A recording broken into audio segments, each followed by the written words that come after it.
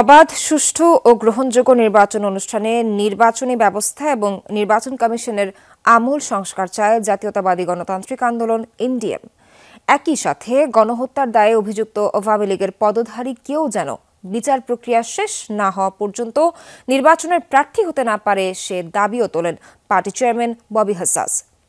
শ্রীলঙ্কা আবারও রপ্তানিতে শীর্ষে।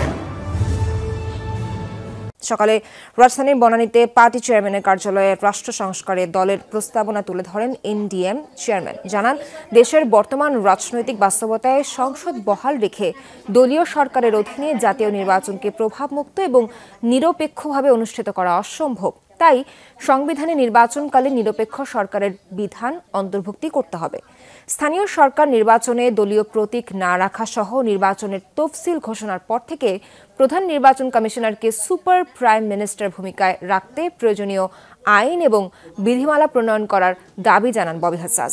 একই সাথে নিরপেক্ষ সার্চ কমিটির মাধ্যমে রাষ্ট্রপতি বা প্রধানমন্ত্রীর সুপারিশ ব্যতীত নির্বাচন কমিশন নিয়োগ দেওয়ার দাবিও জানান তিনি।